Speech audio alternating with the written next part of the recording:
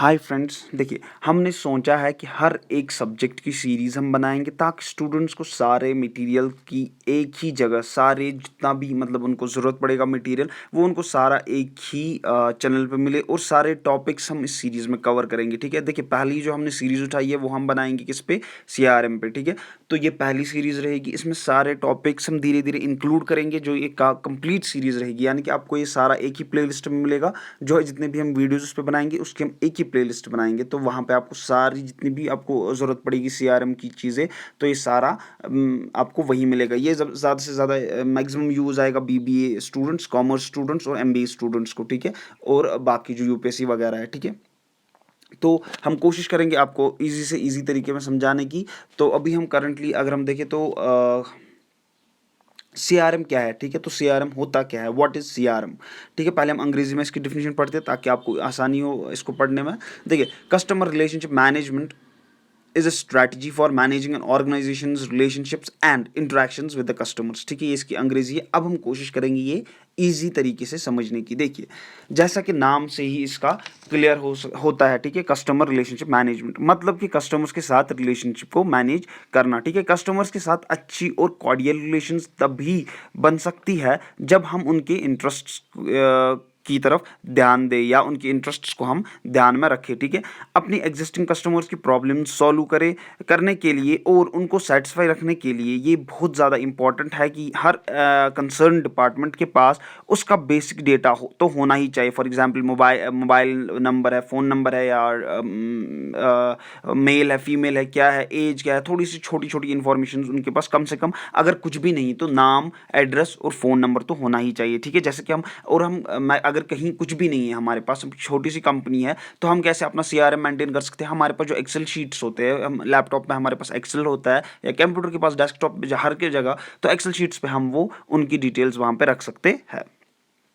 तो और जो ही कस्टमर्स आपको कांटेक्ट करेगा, देखिए ये बहुत ही ज़्यादा इंपॉर्टेंट। ठीक है, जो ही आपको कस्टमर्स कांटेक्ट करने की कोशिश करेगा या इन पर्सन या फ़ोन, ठीक है, या तो वो खुद ही आएगा या तो फ़ोन पे आपको कांटेक्ट या वीडियो कॉल एक्स्ट्रा, तो आपको कांटेक्ट करने की कोशिश करेगा, तो आपको उसका टाइम वेस्ट किए बिना ही उसको मतलब उसका टाइम वेस्ट नहीं करना है। आपको उसको जो जो भी उसकी ग्रीवेंसेस होगी या जो भी उसकी सजेशंस होगी, आपको जल्द से जल्द वो कोशिश करनी है कंप्लीट करने में या उनकी ग्रीवेंसेस को रिड्रेसल करने में, ताकि उनको उनका बिल्कुल कम से कम टाइम ज़ाया हो। ठीक है, उनका थोड़ा भी टाइम ज़ाया नहीं होना चाहिए। क्यों? क्योंकि अगर उनका टाइम ज़ाया हुआ तो वो आपकी कंपनी से स्विच कर सकते हैं, वो हम आगे पढ़ेंगे। देखिए, फॉर एग्जाम्पल अगर किसी कस्टमर को मार्केटिंग के साथ कोई इशू है, ठीक है, आपकी मार्केटिंग के साथ उसको इशू है, तो आप उसको डायरेक्ट मार्केटिंग डिपार्टमेंट के साथ कोशिश करेंगे कि वो मार्केटिंग डिपार्टमेंट के साथ कांटेक्ट में आए और उनके साथ वो अपना इशू सॉल्व करे, ना कि आप पहले उसको सेल्स डिपार्टमेंट लेंगे जिनके पास उसका कोई काम ही नहीं है। ठीक है, फिर आप उसको वहाँ पे उसका आधा एक घंटा ज़ाया करेंगे, उसके बाद आपको होगे नहीं, यहाँ पे हमारा काम नहीं, अब हम चलते हैं फाइनेंस डिपार्टमेंट के पास।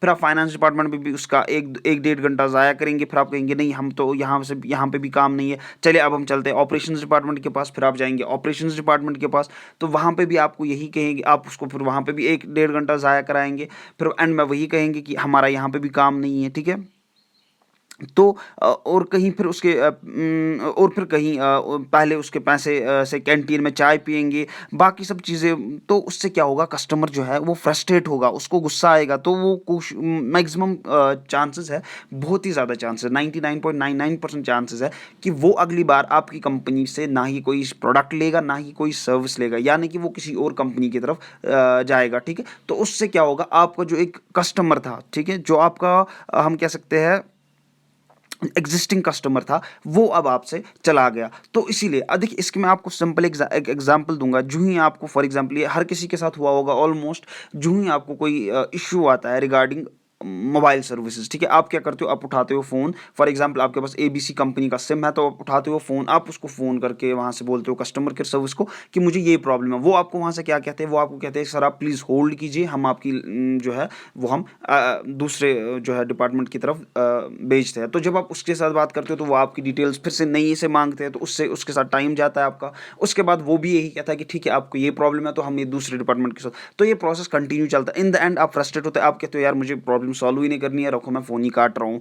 तो एट द एंड ये तरीका नहीं है, ये बिल्कुल गलत तरीका है, ठीक है। ये 21st सेंचुरी है, यहाँ पे बिल्कुल। और यहाँ पे देखिए पहले पहले क्या था, पहले मोनोपोली थी, चलता था कुछ भी। लेकिन अब आपके पास इतने सब्स्टिट्यूट्स है कि अब आप कोई भी गलती यहाँ पे नहीं कर सकते, ठीक है। खास करके इतनी बड़ी बड़ी गलतियाँ तो बिल्कुल नहीं कर सकते, क्योंकि अभी यहाँ पे जितने सब्स्टिट्यूट्स है, तो अगर आपने एक बार अपना लॉयल कस्टमर, एग्जिस्टिंग कस्टमर खोया, तो वो दोबारा कभी आपकी की तरफ देखेगा भी नहीं, क्योंकि उसके पास इतने सब्स्टिट्यूट्स है कि वो अब फिर मतलब आपकी तरफ कभी गलती से भी नहीं देखेगा।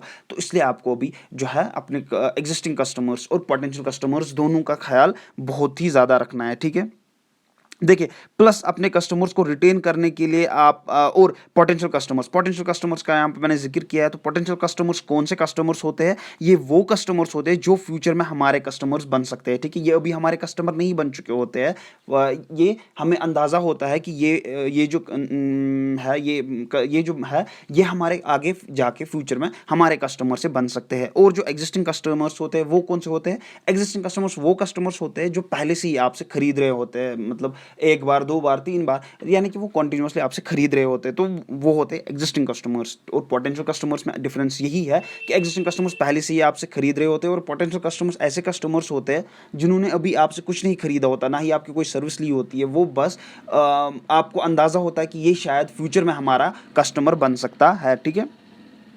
और उनको फॉर एग्जांपल जो एग्जिस्टिंग कस्टमर्स है या पोटेंशियल कस्टमर्स है, उनको आप अपनी तरफ ग्रैब करने के लिए या अपने एग्जिस्टिंग कस्टमर्स को अपनी तरफ रिटेन करने के लिए क्या आप करेंगे? आप डिफरेंट स्कीम्स लाएंगे, डिफरेंट ऑफर्स लाएंगे मार्केट में, ताकि आपके जो अपने कस्टमर्स हैं, एक तो वो भी ना जाए, और जो पोटेंशियल कस्टमर्स है वो भी मैक्सिमम से मैक्सिमम आए। बस यही है CRM। तो CRM यही है, बस इतना ही CRM है। अब इसमें ज़्यादा टेंशन लेने की ज़रूरत नहीं है। तो हम देखेंगे कि हम इस CRM की जो सीरीज़ है, इसमें हम क्या क्या पढ़ेंगे। देखिए, हम CRM की डेफिनेशन पढ़ेंगे जो कि हमने इस टॉपिक में पढ़ी है आज, और हम पढ़ेंगे evolution of relationship management marketing, sorry, और हम पढ़ेंगे तीसरा topic levels and stage of relationship marketing, और पढ़ेंगे इश्यूज ऑफ इन रिलेशनशिप, और पढ़ेंगे purpose of relationship management, CRM cycle, stakeholders in CRM, customer satisfaction of models, the Kano analysis, customer service gap model, SERVPERF model, ठीक है। सर्वे पर्फ model बहुत ही ज़्यादा important है, canoe analysis भी बहुत ही ज़्यादा इंपॉर्टेंट है, और सर्विस गैप मॉडल भी बहुत ही ज़्यादा इंपॉर्टेंट है। ये हम आगे जाकर डिस्कस करेंगे, ठीक है।